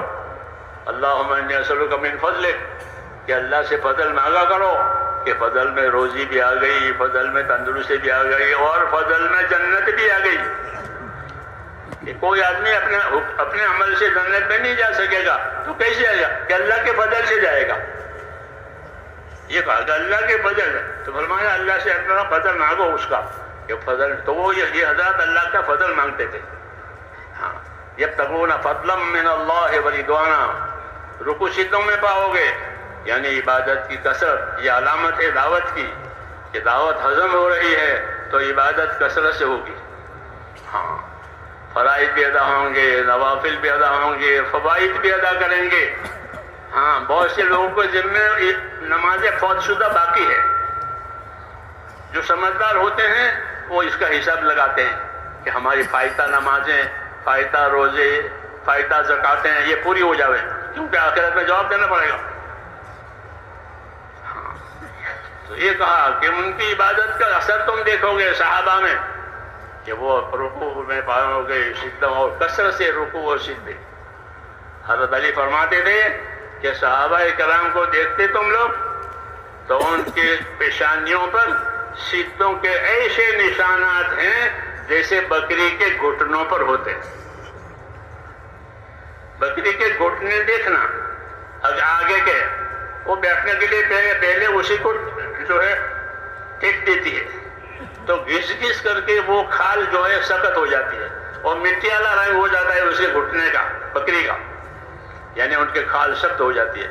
ایسے کثرت سجدوں سے ان کی پیشانی پر وہ نشان سخت پڑ جاتے ہیں کثرت سجدوں کی وجہ سے۔ تو حضرت علی مثال دیتے تھے کہ ان کی پیشانیوں پر نشانے پاؤ گے، کیسے پاؤ گے؟ کہ مثل رکب المعزہ، کہ بکریوں کے گھٹنوں کی طرح سے بڑے بڑے نشان سجدوں کے، کہ لمبے لمبے سجدے کیے ہیں، لمبی لمبی راتیں عبادتیں کی ہیں۔ جی ہاں، ذوق پیدا ہو گیا عبادت کا، ذوق پیدا ہو گیا۔ ہاں، یہ عبادت میں کچھ ملتا ہے۔ تو یہ کام ہے کہ دعوت کی وجہ سے ایک تو عبادت کا ذوق شوق پیدا ہوتا ہے۔ جی ہاں، دوسری صفت جو ان میں پیدا ہوئی ہے، عبادت کا ذوق شوق تو تابعین میں بھی تھا کہ وہ بھی عشاء کے وضو سے فجر پڑھا کرتے تھے۔ کس سے پڑھتے ہیں؟ فضائل میں 40 کے قریب تو ایسے ہو گئے تھے جو ہمیشہ عشاء کے وضو سے فجر پڑھا کرتے تھے، ایسے عبادت گزار جوان۔ اور ابن عمر ان کی عبادت گزاری کا اعتراف کرتے تھے کہ بے شک تم اب اپنی عبادت میں بہت آگے چلے گئے ہو۔ تو عبادت کا ذوق شوق پیدا ہونا یہ دعوت کا اثر ہے، دعوت کا یہ اثر ہے کہ عبادتیں پہلے کے مقابلے میں بڑھ گئی۔ یہ نہیں کہ شہر لنگاری کہ بھائی 2 سنت پڑھ لو، ویتر پڑھ لو، آ جاؤ بھائی، آ جاؤ بھائی، یہ بات صحیح نہیں ہے، یہ بات قابل توجہ ہے۔ ہاں، اور وہ کہیں بھی نہیں جاتی، کہیں بھی نہیں جاتی۔ اللہ معاف کرے، بہت سے فرائض ابھی زندگیوں میں باقی ہیں جو ادا نہیں ہوئے ہیں، حالانکہ وہ حضرات تو بہت آگے نکل گئے تھے۔ تو میرے دوستو، دعوت اور تبلیغ کا ایک اثر یہ بھی ہے کہ عبادت میں کثرت ہو جاوے، کہ عبادت کے لیے پیدا ہوئے ہیں۔ اللہ نے عبادت کے لیے جناتوں کو، انسانوں کو وجود دیا ہے۔ ہاں، کوئی رسم نہیں پوری کرنی ہے، کوئی پروگرام خالی نہیں پورا کرنا ہے، بلکہ زندگیوں میں ایک اثر پیدا کرنا ہے۔ یہ کون ہے کہ یہ اصحاب محمد ہے؟ لوگ دیکھتے کہ یہ اصحاب محمد ہے، اس لیے ہمارے سامنے اصحاب رسول صلی اللہ علیہ وسلم کی سیرت پیش کی گئی ہے۔ حضرت مولانا زکریا صاحب رحمۃ اللہ علیہ نے حکایت صحابہ لکھی ہے، مختصر کتاب ہے لیکن اس میں بہت کچھ ہے، اور حضرت رحمۃ اللہ علیہ نے تو پوری کتاب لکھی ہے۔ جی ہاں، آیات الصحابہ، وہ بیچاری شاہد پر ہو گئی۔ ہاں، وہ شاہد پر ہو گئی۔ تو جو علم اس کام کے لیے درکار تھا وہ ہے نہیں، جو علم اس کام کے لیے درکار تھا وہ ہے نہیں۔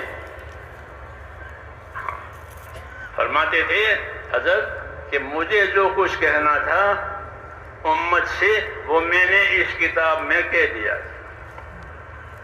وہ تو ذمہ داری پوری کر کے چلے بھی گئے۔ ہاں، یہ کتاب لکھتے بھی تھے، سناتے بھی تھے، میں نے خود دیکھا۔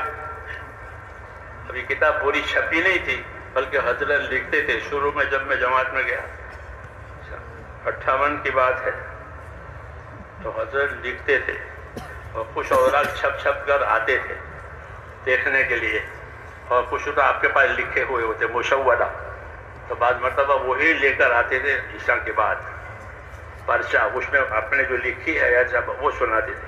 یہ ابھی چھپی نہیں آپ کے ہاتھ میں ہے. ہاں مجھے بھی کچھ ورق دیے تھے پہلی ملاقات میں کہ میں حیات صحابہ چھپ رہی ہے، اس کے کچھ ورق چھپ گئے ہیں تو میں دوں گا تجھے، صبح دیکھ لینا. حضرت اس طرح وہاں کے آنے والوں کو نوازتے تھے، ورنہ میں ان کی کتاب کو کیا دیکھتا، اور میں ان کی کتاب پر کیا نظر کرتا جو میری نظر اتنے وسیع ہو. لیکن وہ ہر آنے والے معلوم ہوتا ہے کہ عالم ہے، مولوی ہے، تو اس کی قدر افزائی فرماتے تھے. اچھا میرا علاوہ اور بھی ایک بزرگ آئے تھے، ان کو بھی دی حضرت نے کہ میں نے کتاب یہ ہے، یہ آپ دیکھو اس کو، تو آپ دکھا. تو یہ طریقہ ہوتا تھا. تو میں نے کہا حضرت نے کتاب لکھی ہے، اور اس کتاب میں وہ سب باتیں تھیں جو آپ لوگوں سے کہنا یا کرانا چاہتے تھے. اس لیے ہمارے کام کی بنیاد میرے دوستوں جس طرح نقل و حرکت پر ہے، اسی طرح ہمارے کام کی بنیاد علم و ذکر پر بھی ہے. ہاں نقل و حرکت بھی ضروری ہے کہ اس کے بغیر تو یہ کام کیسے آگے بڑھے گا. تو نقل و حرکت بھی ضروری، لیکن نقل و حرکت نری نقل و حرکت نہیں، بلکہ علم و ذکر کے ساتھ، علم و ذکر کے ساتھ. جیسا چکی نری چلتی رہی ہو تو آواز آئے گی چکی چلنے کی، باقی خود پیٹ بھرنے کا سامان نہیں ہوگا. چکی چل رہی ہے، گردش کر رہے ہیں پتھر، لیکن اتنا کافی نہیں ہے. بلکہ کفایت جب ہوگی کہ ادھر سے دانے ڈالے جائیں، ادھر سے آٹا نکالا جائے، تو یہ پیٹ کا سامان بنے گا، بھوک کے دور ہونے کا سامان بنے گا. اسی لیے اس کو بنایا گیا ہے کہ اس طرح یہ چلے کہ ایک طرف سے دانے ایک طرف سے آٹا. تو ہماری دعوت بھی یہی ہے کہ اس میں علم بھی آوے، اس میں ذکر بھی آوے. ہاں علم آنے سے جہالت دور ہوگی، ذکر آنے سے غفلت دور ہوگی. آپ پوچھیں گے کہ کیا علم لیں، مدرسے میں چلے جائیں کہ نہ، آپ کو فضائل کا علم لینا ہے. آپ کو دعوت کے محاذ سے، دعوت کے میدان سے فضائل کا علم لینا ہے. ہاں کیونکہ ہر لائن کا علم ہوتا ہے. ڈاکٹری ہے تو ڈاکٹری کا علم ہے، ایسے ہی تبلیغ ہے کہ تبلیغ ہے تو فضائل کا علم لینا ہے. فضائل کا علم ہر ایک کے لیے ہے، ہر ایک کے لیے مفید ہے. فضائل کا علم ہر ایک کے لیے. فضیلت یعنی تم کو خدا تمہارے عملوں پر کیا دیں گے، کیا برکتیں ملے گی، کیا بدلہ ملے گا، اور تم کو تمہارے گناہوں پر کیا سزا ہوگی، کیا عذاب ہوگا، یہ فضائل کا موضوع ہوتا ہے. تو اس لیے کہ کون سا علم لوگے، علم و ذکر، کہ بھائی سب سے پہلے تو ہم فضائل کا علم لیں گے. اس لیے فضائل کی کتابیں آنن فانن لکھی گئی تبلیغ جماعت کے لیے. ہاں پہلے نہیں تھی، آنن فانن لکھوائی گئی، لکھی گئی، اور اس پر بڑی محنتیں کی گئی، بڑی دعائیں مانگی گئی کہ یہ کتابیں دنیا میں پھیل جائے. وہ دنیا میں پھیل گئی، دنیا کی مسجدوں میں پھیل گئی، گھروں میں پھیل گئی. ہاں بقول ایک بزرگ کی فضائل کی کتابیں، قرآن کے بعد سب سے زیادہ جو کتابیں پڑھی جاتی ہیں دنیا میں وہ فضائل کی کتابیں. سب سے پہلے تو قرآن پاک ہے جو بہت زیادہ پڑھا جاتا ہے نمازوں میں بھی اور باہر بھی. اس کے فضائل کی کتابیں اللہ نے اس کو ایسے بنایا کہ دنیا میں وہ اور کتابوں کے مقابلے میں سب سے زیادہ پڑھی جاتی ہے، اور کتابیں پڑھی جاتی ہیں. تو فضائل کیوں کہ فضائل کے اندر سب کے لیے غذا ہے، سب کے لیے غذا ہے. عملی زندگی کے لیے غذا، جیسے ظاہری زندگی کے لیے غذا ہے روٹی سالن، ایسے عملی زندگی کے لیے جو غذا ہے وہ فضائل کا علم ہے. مولانا صاحب فرماتے تھے فضائل کا علم مقدم ہے. اور ہمارے دین میں مولانا یوسف حمدان، ہمارے دین میں حضرت فرماتے تھے ہمارے دین میں ہر شعبے کے فضائل ہیں، ہر شعبے کے مسائل ہیں. تجارت کے فضائل ہیں، تجارت کے مسائل ہیں. زمینداری کے فضائل ہیں، زمینداری کے مسائل ہیں. مزدوری کے فضائل ہیں، مزدوری کے مسائل ہیں. عہدیداری کے فضائل ہیں، عہدیداری کے مسائل ہیں. یہ 4 شعبے ہیں زندگی میں. انسانوں کی زندگی کے یہ 4 شعبے ہیں، عہدیداری ہے، تجارت ہے، زمینداری ہے اور مزدوری ہے. اسی پر گزارا ہو رہا ہے. ان 4 شعبوں کی ہمارے دین میں فرمایا فضائل بھی ہیں اور مسائل بھی ہیں. فضائل تو اس لیے کہ ان شعبوں میں لگنے والے دین کے ساتھ جب لگیں گے تو اللہ ان کو کیا دے گا کہ تاجر اپنی تجارت کو دین کے ساتھ کرے گا، مزدور اپنی مزدوری کو دینداری امانت داری کے ساتھ کرے گا، تو اسے کیا ملے گا؟ تو کہا کہ ہر شعبے کے فضائل ہیں، ہر شعبے کے مسائل ہیں۔ مسائل کے معنی اس کے کرنے کے صحیح طریقے، ایک تو فضیلت ہوتی ہے کرنے پر ثواب عذاب، اور ایک اس کا ہوتا ہے اس کے کرنے کا صحیح طریقہ، اس کو شریعت کہتے ہیں طریقے۔ تو وہ فضیلت بھی ہے، اس کی شریعت بھی ہے، ہر کام کی فضیلت، ہر کام کی شریعت، یہ ہمارے دین میں ہے۔ ہاں، تو فضائل اس لیے پڑھے جاتے ہیں اور پڑھائے جاتے ہیں کہ ایک ایک مسلمان کے دل میں اپنے عمل کی قیمت سما جاوے، ہاں، اس کا یقین آئے، اور اس کو وہ دعوت بھی دے، عمل بھی کرے، اس کی دعوت بھی دے۔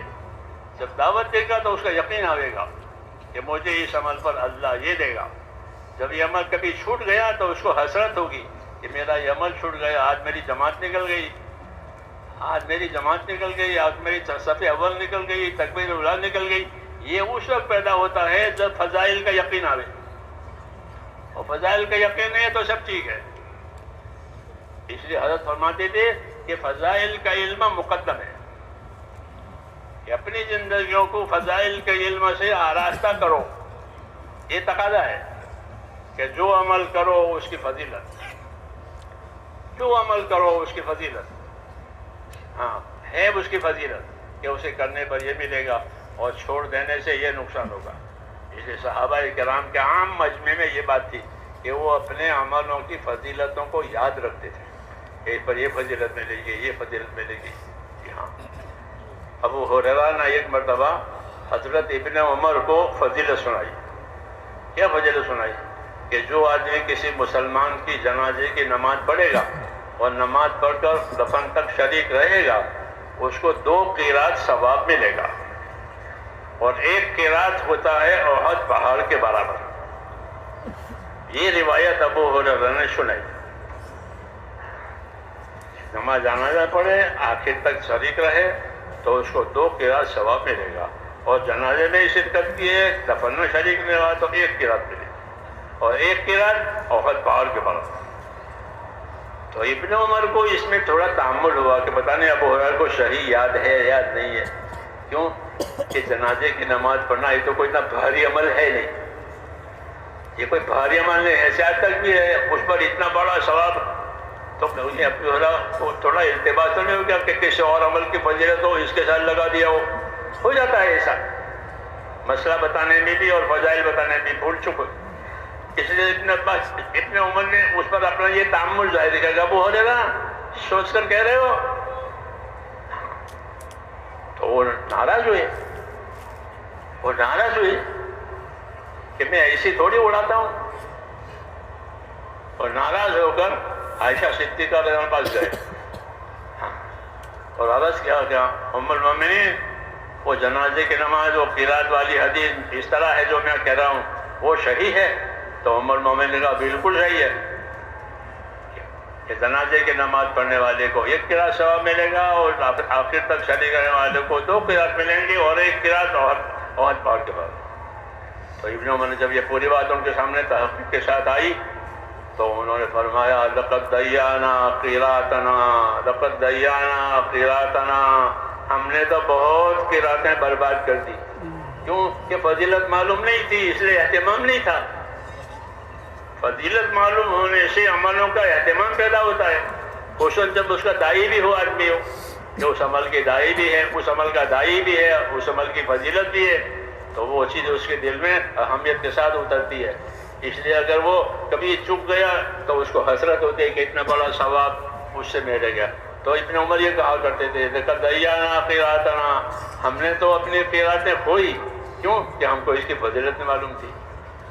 تو یہ صحابہ کے زمانے سے ہے کہ عمل کی ترقی کا دار و مدار علم پر ہے، اور علم میں سب سے مقدم فضائل کا علم ہے۔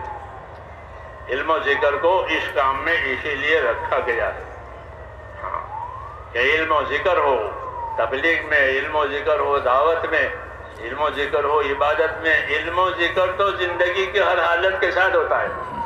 جیسے ریل کی پٹڑی، 2 پٹڑی ریل کے لیے، بس ریل ہمیشہ پٹڑی پر ہی ہوتا ہے، بغیر پٹڑی کے ریل نہیں چلتی۔ اس طرح مسلمان کی زندگی علم و ذکر کے بغیر نہیں ہوتی. اس کو ہر چیز کا علم، یہ کام ہے، اس کے بارے میں خدا کا یہ حکم ہے اور اس کے بارے میں نبی کا یہ طریقہ ہے. یہ علم و ذکر سے مراد ہوتا ہے کہ ہر کام میں، کھانا کھاوے، کھانا کمائے، کچھ کرے تو اس میں یہ دو چیزیں ہوتی ہے کہ اس میں خدا کا حکم یہ ہے، نبی کا طریقہ یہ ہے، وہ علم و ذکر. تو علم و ذکر زندگی کی طرح ایسے ہی دو پٹری ریل کے نیچے، پٹری کے بغیر ریل کیسے چلے گی؟ اس لیے اس کو اس کام میں رکھا گیا ہے. اور پھر علم فضیلت کے علم کو مقدم کیا ہے کہ ہر مسلمان فضیلت کے علم کو جانے، کیونکہ یہ آسان ہے. فضیلت کا علم سیکھنا بھی آسان، پوچھنا بھی آسان. مسائل تو ضرورت کی وجہ سے پوچھے جاتے ہیں کہ کوئی کام بگڑ گیا تو مسئلہ پوچھو. حج میں کام بگڑ گیا تو حج کا مسئلہ پوچھو، نماز میں کام بگڑ گیا نماز کا مسئلہ پوچھو. تو مسائل تو حاجت اور حوادث کی وجہ سے پیش آتے ہیں. نہیں تو سب ٹھیک ہے، بس نماز پڑھ لی، کوئی بات نہیں ہوئی تو ہو گئی نماز. ہاں کوئی بات ہو گئی تو مسئلہ پوچھنا پڑے گا. لیکن فضائل کہ فضائل تو ہر عمل کے ساتھ ہے اور ہر وقت ہے اس کے فضیلت. اسے حضرت فرماتے تھے کہ فضائل کا علم مقدم ہے. کیوں؟ کہ وہ ایک تو زندگی میں شوق پیدا کرے گا اعمال کا، کہ جتنا فضائل کا دھیان ہوگا اتنا عمل کا شوق، اتنی عمل کی رغبت یہ پیدا ہوگی. پھر اس کو عمل کے چھوڑنے کی ہمت نہیں ہوگی کہ اس کو تو اتنی بڑی فضیلت ہے، میں اس کو کیسے چھوڑوں. کہ محنت بھی کرے، فضیلت بھی جانے، محنت بھی کرے تو اندر یقین پیدا ہوتا ہے. محنت سے یقین پیدا ہوتا ہے اور فضیلت سے عمل کا ثمرہ سمجھ میں آتا ہے. اس لیے دونوں جمع ہوتی ہے تو پھر آدمی عمل نہیں چھوڑتا. اس لیے طریقہ کار ہمارا یہ ہے کہ فضائل بھی سنو، عمل بھی کرو، فضائل بھی سنو، عمل کرو. اس طرح زندگی علم و ذکر سے جڑے گی اور وہی اس کی اصلی لائن ہے، علم و ذکر. علم و ذکر نہیں ہے تو جہالت غفلت ہے. تو پھر وہ رواجی چیز ہے، یہ عادت پڑی ہوئی ہے. تو ہم کو عادتوں میں سے، رواجوں میں سے نکالا گیا ہے اور ہم کو طریقوں پر قائم کیا گیا ہے. اس لیے 6 صفات بھی ہے. یہ صفات کہ ہماری دعوت میں، ہماری زندگی میں آوے، اس سے اللہ سے مانگیں اور اس کو اپنی زندگی میں لائیں اور امت میں اس کی دعوت چلائیں. کہ ایمان میں یقین آوے، ایمان میں خدا کا خوف آوے، نمازوں کا اہتمام ہو جاوے، عبادتوں کا اہتمام ہو جاوے، اور اس کا سیکھنا سکھانا ہو جاوے. دوسروں کے حقوق کے بارے میں فکر مند رہے، بندوں کے حقوق کے بارے میں فکر رہے کہ ہمارے اوپر کسی کا حق نہ رہے، ہم حق ادا کر کے زندگیاں گزارے. تو یہ ساری ایک ترتیب ہے. اللہ سے بھی معاملہ صحیح کرنے کے لیے اور بندوں سے بھی معاملہ صحیح کرنے کے لیے اور اپنے آخرت بنانے کے لیے. اللہ سے معاملہ صحیح ہو جائے، بندوں سے معاملہ صحیح ہو جائے اور اپنے آخرت بن جائے. آخرت بنتی ہے اخلاص اور استقامت سے، کہ زندگیوں میں اخلاص آوے، زندگیوں میں عمل کی پابندی آوے تو اس سے آخرت بنتی ہے. جی ہاں، کیونکہ آخرت کو اللہ نے بقا دیا ہے کہ آخرت باقی رہنے والی ہے. اس لیے جو عمل صحیح اور قبول ہو گئے وہ باقی رکھے جائیں گے. اس لیے ہم کو اس کی تعلیم دی گئی ہے میرے دوستوں کہ اس طرح زندگیوں کا رخ ہمارا دعوت کی وجہ سے اللہ کے حقوق میں، بندوں کے حقوق میں، اپنے آخرت کے بارے میں صحیح ہو جائے. اس لیے اس کے سیکھنے سکھانے کی دعوت ہے، اس کو دنیا میں پھیلانے کی بھی دعوت ہے کہ اس کو اپنے لیے سیکھو اور سیکھنے کے لیے پھرو. کیونکہ اب کوئی اس کے لیے مدرسہ نہیں ہے، درسگاہ اس کے لیے نہیں ہے، بلکہ صحبتوں میں سیکھو. حضرت فرماتے تھے کہ پہلے زمانے میں، صحابہ کے زمانے میں دین صحبتوں میں سیکھا جاتا تھا. مدرسے نہیں تھے، ادارے نہیں تھے، چھاپخانے نہیں تھے، وسائل نہیں تھے.